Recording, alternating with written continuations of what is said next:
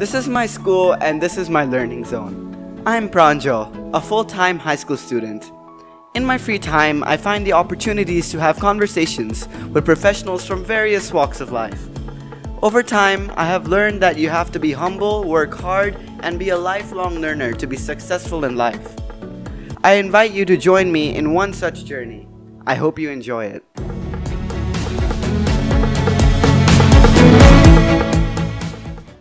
Today on my show, I have a very special guest who has experience working in multiple fields, from playing the saxophone to starting and running their own theatrical production company, and from renovating old heritage buildings to starting and running their own successful football club. He hails from Denmark and is now currently living in Penang, Malaysia with his family. Please welcome Mr. Rasmus Kaltoft. Thank you. Um, Thank you for letting me be here. So how was your schooling in general? My schooling was fine. It just didn't interest me, and I tried to have as little as possible. So I only completed my what do you call it, the normal 9 years of school in Denmark. So was school challenging for you or you just didn't find it interesting at all? It wasn't challenging. It was easy enough. Right. I also got good grades, but I didn't want to use them for anything. Right. So this was your first school, and then you moved on to to a private school. So how was the change like? Oh, it was fantastic. It was more free, the private school. We had a lot of creative work, a lot of workmanship thing, which I like. Combined it with a lot of learning in how to present yourself and yeah, creative work. So it was absolutely outstanding to be at that school. Right. So would you say that was private school a change in difficulty of the learning, or was it the same as normal school that you were going to? It depends what, if you mean learning by mathematics and and Danish and history, things like that, or English as it is here.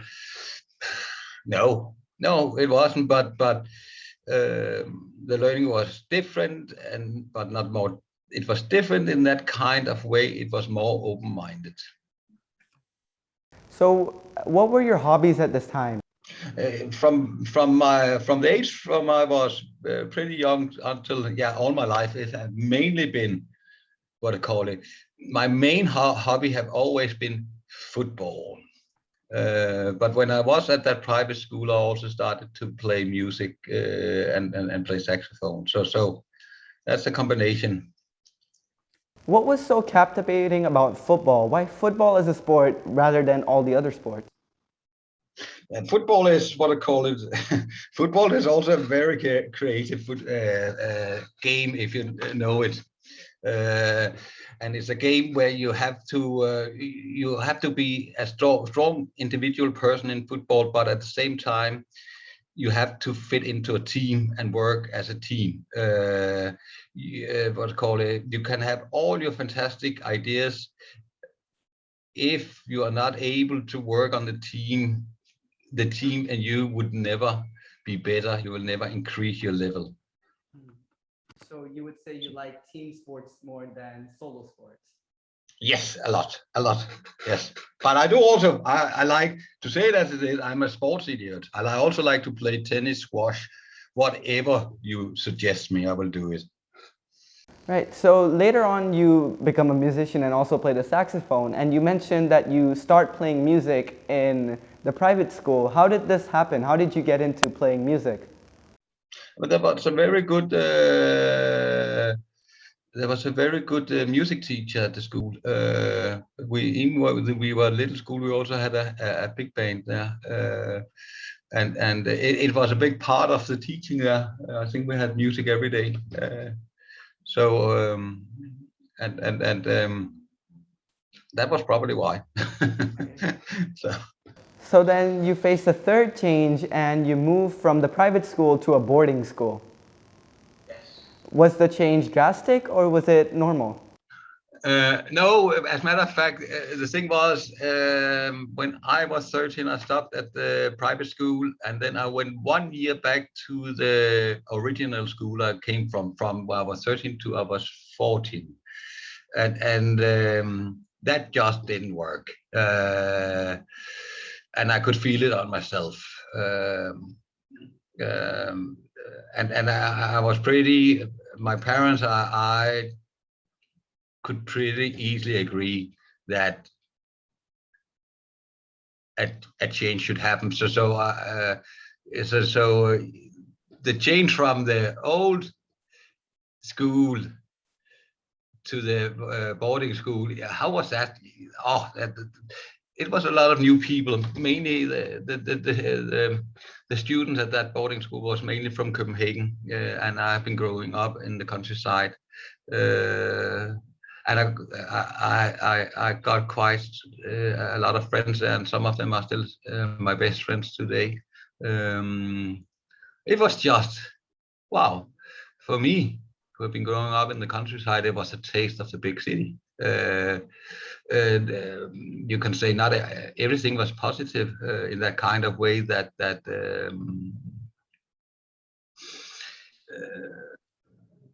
some of it was also a bit rough, but what I call it, I guess I'm able to be able to manage around in different environments. But still, it was what I call it. It was something new, and it was something different. The school in itself was also a bit different. It was also we had completely responsibility of our life. We didn't have anybody to cook for us. We didn't have anybody to clean for us. That was what I call it. That was ourselves who had to do that on shift. Yeah, it was good learning, and again, good learning in joining and being a part of a team. Right, right, definitely. So even in boarding school, you were keeping up with your hobby, football, and you were going to training. Yeah, I was biking a couple of times a week, 60 kilometers to do my training, and of course I went for matches in the weekend. Because it was your Yeah, passion. yeah, because it was my passion. I liked it. Yes. And it was also what I call it. Even though I said I didn't like my local school, I had quite a good friends in what I call it in the surrounding area of what I call it in the village I came from, and that was also a way of keeping contact with the old friends you'd play football with. Yes. So what were your plans after school, after you graduated from the boarding school? What did you want to do? Uh, as a matter of fact, I wanted to go the same way as my brother. He was always very convinced that what I call it that he wanted to be architect. I didn't want to be architect, but I think the way he did it was a good way because he took a craftsmanship education. He became a carpenter in a very young age, and then he continued on further on. So I think I was thinking that was a smart way for me to avoid to be more in school. So I started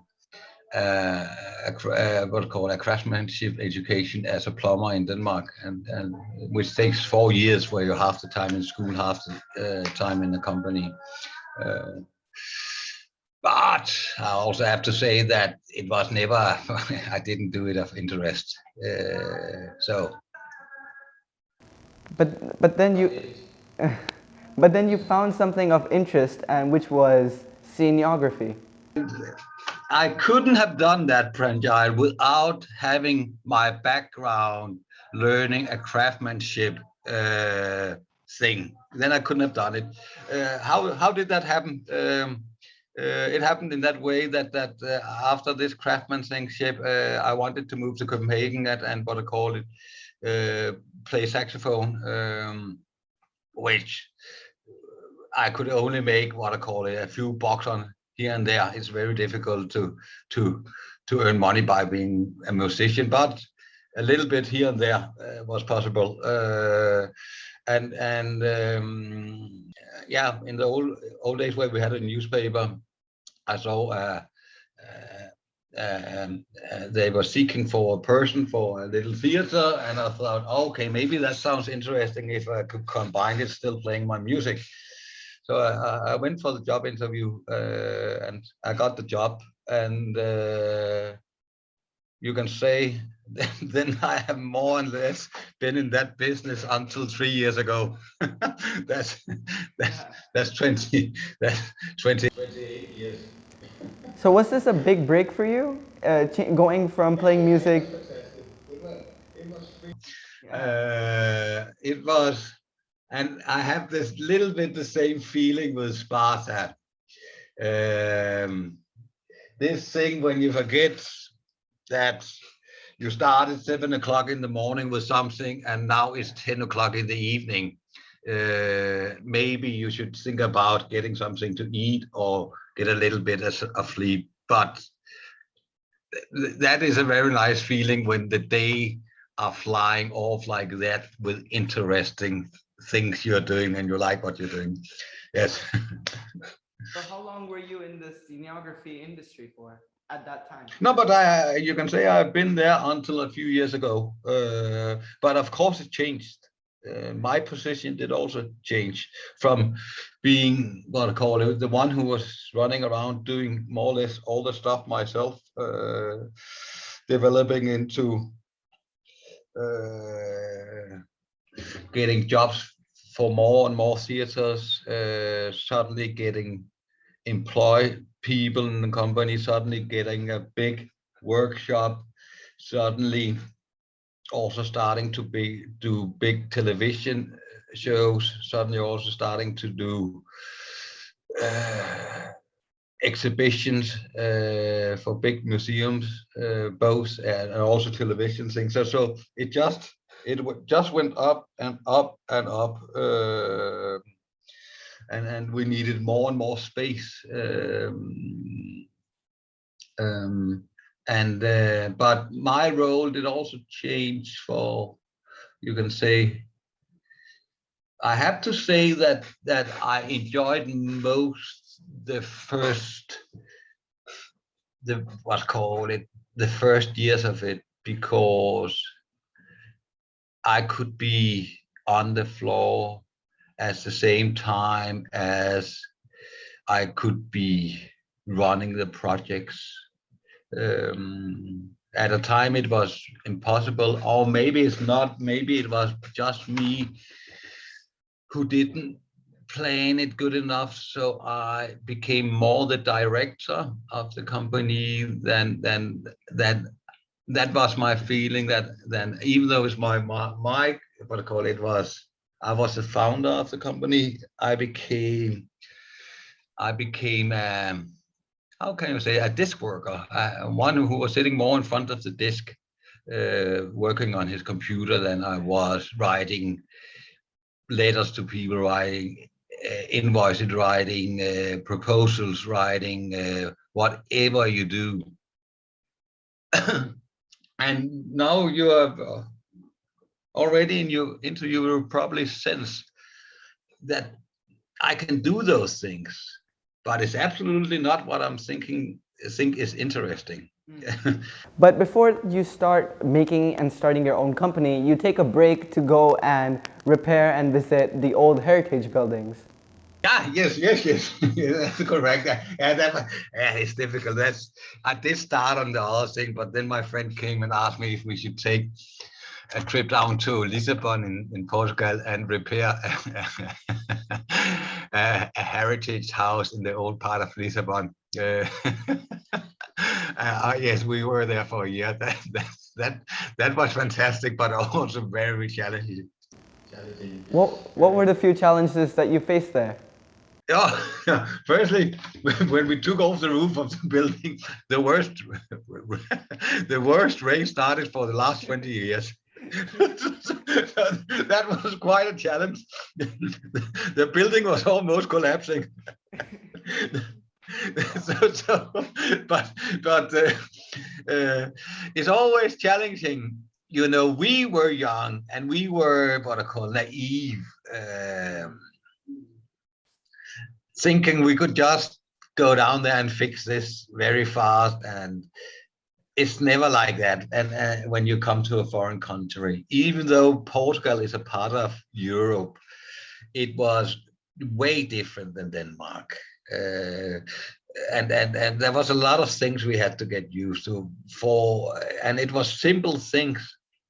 Where in the heck do we buy our stuff and how do we get it delivered? Because the streets was mainly staircases. And how we didn't know about. We had to bribe the police to stop the traffic on the road so we could get our materials in. It's all those things which is difficult to learn in a school. It's something you have to get out on the street to learn. We had to get used to. Every morning there was standing not a crowd, but there was standing up to 8 foreign workers outside our door who wanted work for the day. It was just a lot of things, and at the same time, we were young. We had a fantastic appetite of life, so we were also enjoying ourselves a lot.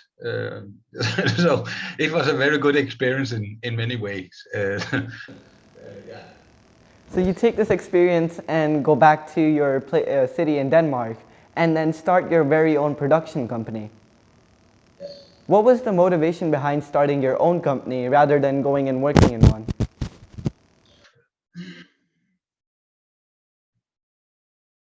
That's a good question. It's at that time. It's never what I call it. It never really occurred to me. There is other production companies, as a matter of fact. But I truly did believe that I and the group I had around us, we could deliver something different. And how does it happen? It happened. I got a semi-normal job at this little theater to start with, and then somebody here. Oh, have you heard about that guy in the theater? Have you seen what he have done? Then another theater contact you, and then you say yes to that. Then another group of people contact you, and suddenly, without even have to, I even didn't think about if I should go to some of the other production companies. I was just standing there with a company. Yeah. And then, of course, there's the technical part. For that day, you go and register yourself with a company number. But that's a technicality, if you can say it in that way. That's just a number. Yeah. So, yeah. I think the first time I did register myself as a company was, I think I was 22 or something like that, 21, 22. It was just before going to Portugal, as a matter of fact, yes. Starting a company comes with its various challenges. I've heard enough talks about people starting companies and hear about the challenges they face and how they solve them to create a successful companies. What challenges did you face at the starting and creation of your companies? What challenges followed after the creation? But you always have the challenges, and you can say you both have. Number one, even though you think you're bloody good and doing everything, you are not. You make mistakes. And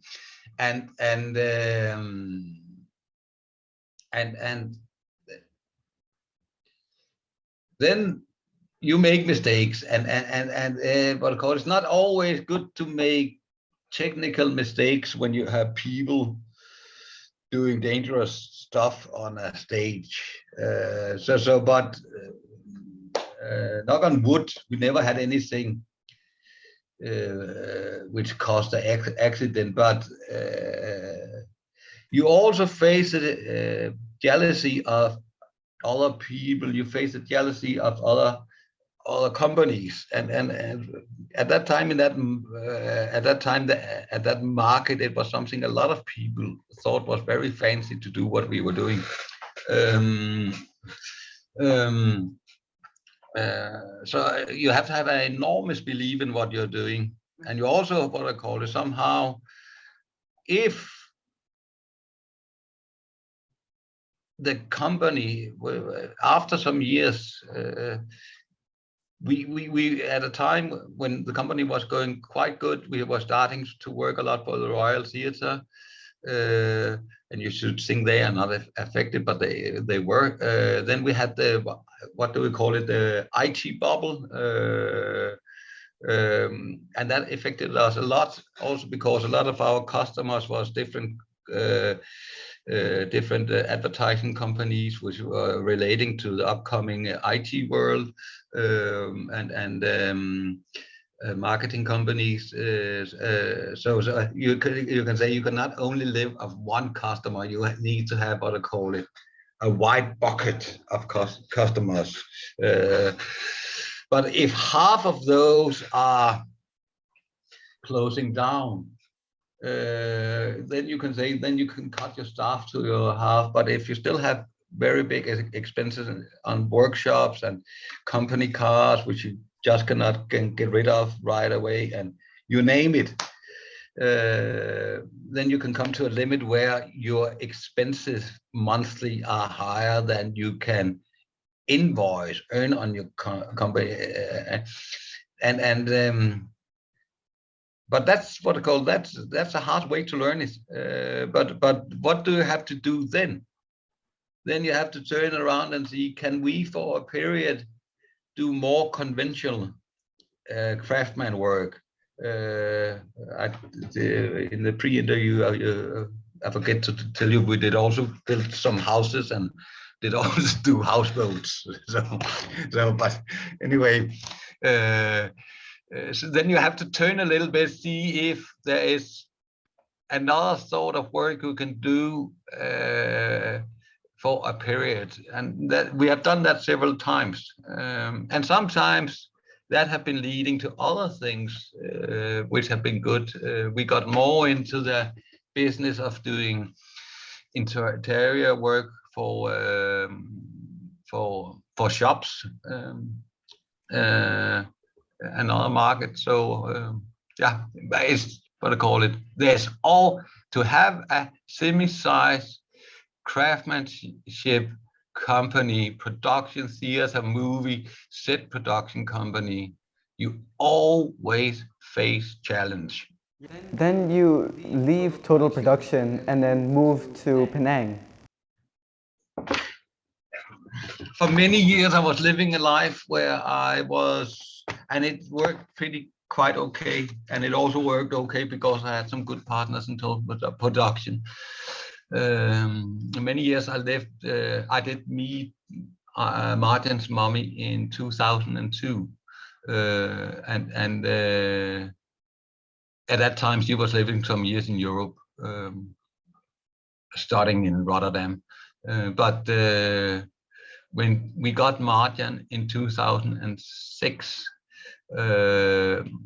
and because Ida have a daughter from another her earlier marriage, they decided to move back to Penang, and the deal was then that I should travel up and down as much as possible, and Marjan and Ida would of course come to Denmark in the winter time, and for Christmas and New Year, and in the summertime, and that worked pretty good for many years. But along those years, I could feel more and more on myself that somehow I lost what I call it. I lost what do you call that in English? I lost spirit. I lost the soul of my work in total production, and when the leader does that, it's spread out to the surroundings. And I was also suffering in the last couple of years of total production with major stress problems, which did lead to a breakdown. And after that was not only me taking the decision, also my partners, they also wanted to try to do something else. And we decided to close total production down. And that's also pretty good. We had but there was three of my partners where we have been working together for 25 years. Of course, always with challenging and troubles and disagreement, but we had been working together for 25 years. So we agreed that it was the time to stop it, and to stop it before we would go bankrupt. To be able to stop it at a point where we were still standing okay strong. So the one thing that was constant throughout all your years was your passion for football. You were playing football while you were in total production and even in the earlier days. If there was, but even the biggest production companies couldn't, even though how much they tried to pay me, they couldn't change my Saturday football game. So yes. You came to Penang and decided to start a football club again. What was your motivation to taking on a brand new project? The motivation was that I have been, Martin pretty early liked to play football, and that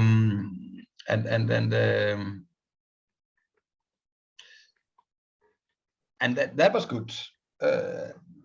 But I was looking at the system down here and what's called it in Denmark. If you want to play football, you go to a football club, and there is a lot of football clubs, and there are small football clubs, which is important because small football clubs create more playing time for more players.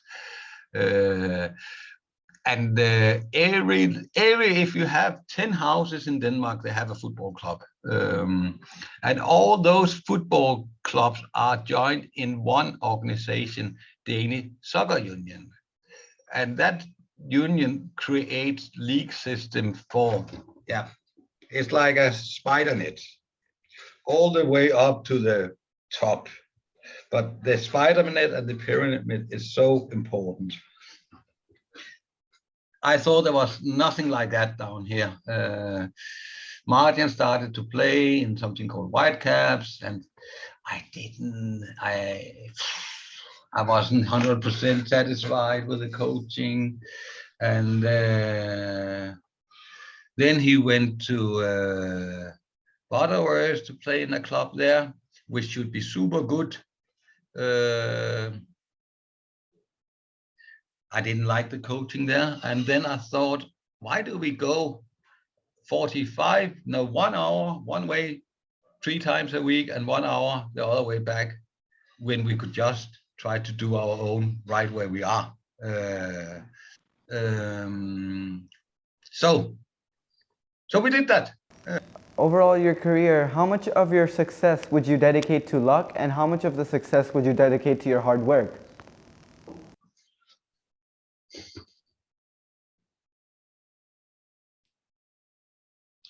75-25. 75 hard work. 80-20. 80-20. Yeah.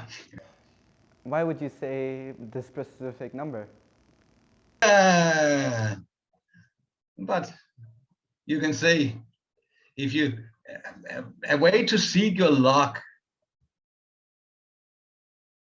is something I don't understand sometimes, is you ask people to study if it doesn't interest them.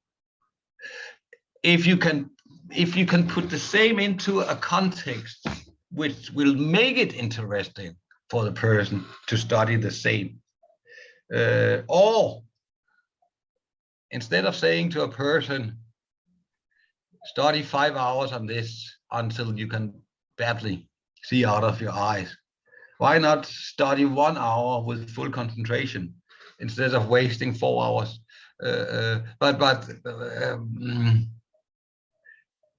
You need to work hard, and you need to, when you do that, a certain, what call it, luck, so you can call it luck. I also call it be created for you. I don't know if it's 80-20 or whatever it is, but I think I've been good at taking some chances, if you can say it in that way, and to do, and that could also have gone, what I call it, that could also have gone bad, some of the things, and some of the things did also go bad. So yeah, so Thank you for your advice and your life story. I've truly learned a lot about the ups and downs of life and the ever-changing of passion and maintaining and doing things that you're passionate and interested in. And once again, I want to thank you so much for doing this interview with me. You're welcome, Pranjay. So yes, and it was a pleasure to share it with you. Thank you once again. Yeah.